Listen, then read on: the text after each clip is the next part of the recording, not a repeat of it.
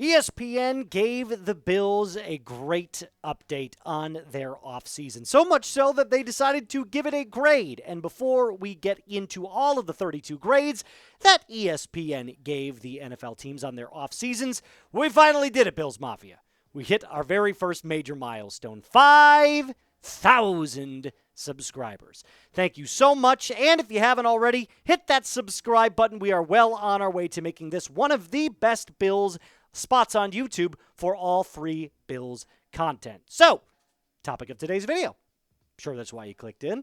ESPN gave the Bills a complete offseason grade. So this encompasses the draft, free agency, minicamp, OTAs, all put together. All of the acquisitions made by the Bills, not only from the NFL, but also from college in the draft, combined into one offseason grade. Now, by the way, our goal for today's video is for you to send this to 10 Bills fans that have never seen our channel before. So we're a relatively new channel, started up in January of 2025, so that would only make us about 6 months old. So I'm sure there's at least 10 Bills fans that you know that haven't seen this. So do me a favor, hit that share icon and send this link to someone who has never seen one of our videos. Let's get into the grade, shall we? Here are the only A grades, by the way, that ESPN gave for the offseason. Only 4 of them. The Rams, the San Francisco 49ers, the Arizona Cardinals, and the Denver Broncos. Only one fully A grade, by the way. The other 3 being A minuses. The rest of the NFL lumped into the B grades. And there we are. Bills Mafia coming in with a B+ with the Philadelphia Eagles, Tennessee Titans, and the Baltimore Ravens with the Cleveland Browns, Bucks, and Texans all coming in with B+. And let's just go through the rest of them very briefly. The Giants coming in with the B, Bears B-, Chargers B, Dolphins, Chiefs, they get B minuses as well. Then the C grades come in. Handful of these. The Packers, Bengals, Vikings, Patriots, I feel like is a little low for my taste. But, you know, hey, it's the Patriots, so screw them. The Pittsburgh Steelers, the Carolina Panthers, and the Atlanta Falcons with C minuses. In fact, did you know the only D grade went to the New Orleans Saints, which I find very funny. They're going to be poised to be getting that number 1 overall pick in 2026. I don't think the Saints have a good roster whatsoever. But when it comes to grades, I think B+ for the Bills is just fine. I don't think you can give them an A, considering there weren't enough splash moves on offense, but the defense definitely got better, and that was the main priority throughout the offseason and the draft. All Bills fans know they had to get better on the defensive line, and they had to get better at stopping the run. Seth Walder, who wrote this entire article, said this: the Bills' offseason wasn't flashy because its big moves were extensions for key players who will end up making the future core of this team. Buffalo doled out new deals to Allen, Shakir, Greg Rousseau, Christian Benford, and Terrell Bernard. Those were logical moves, and it made sense to get ahead of young players who could have commanded more money than they had been closer to free agency. And shout out to Brandon Beane for recognizing that for sure. Now, the article goes on to say a move that they liked and that they did not like. So they named the grade, they gave a move that they liked, and they gave a move that they thought could have been improved upon or they didn't like whatsoever. Let's start with the move that ESPN thought was really good, the Khalil Shakir extension. And I tend to agree.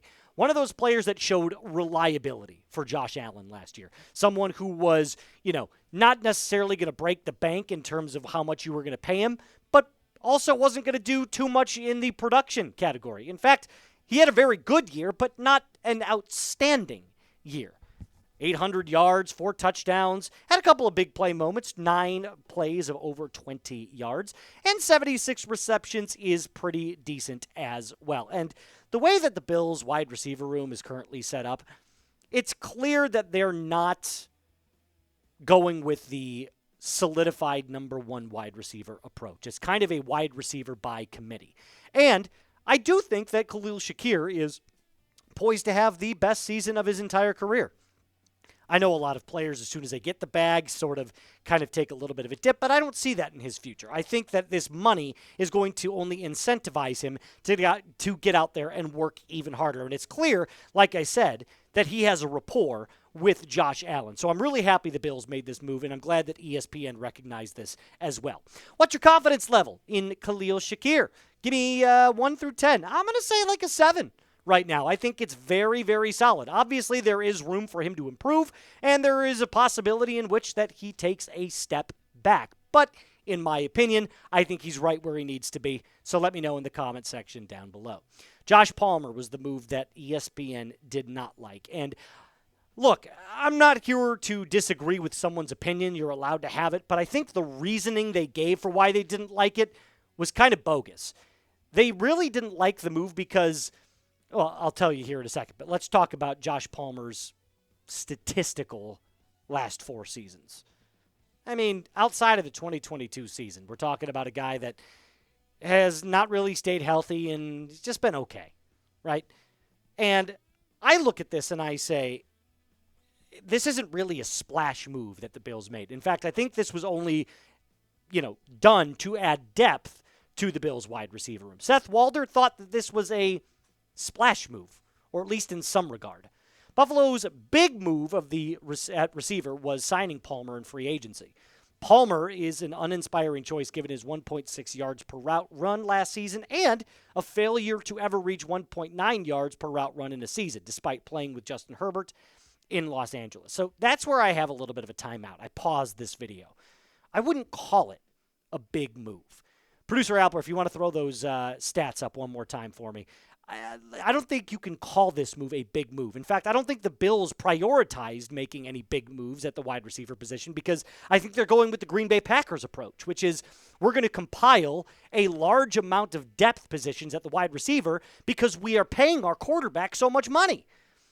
And that's what the Green Bay Packers did. They went out and signed Jordan Love to a massive extension, and they said, hey, we can't afford to go out and get a guy like Devontae Adams or a Stephon Diggs.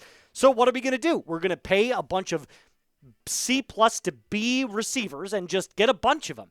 And hopefully that brings us to, the 2 or 3 of those guys can bring us to one outstanding wide receiver in terms of production. So 3 B receivers equals 1 A receiver. So that's what I mean when I say they're going with a wide receiver by committee approach.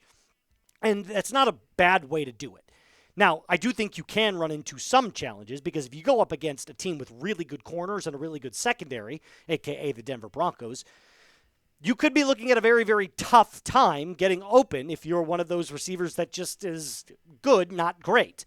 You need elite to beat elite. And I don't think the Bills have elite on their wide receiver depth chart, at least not right now. But for the most part, I don't think it's going to be a problem.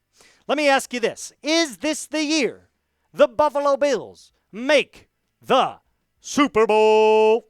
I think yes.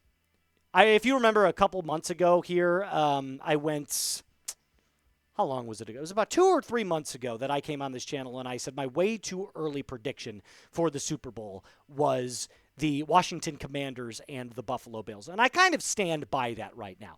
I think with the additions the Bills made in free agency, not only to the defensive line, but also in the draft, getting a guy like Maxwell Hairston, I think this defense is poised to be a top 10 unit in the NFL, which is what the Bills needed considering last year and the years prior with Josh Allen at the helm. Offense has never been an issue.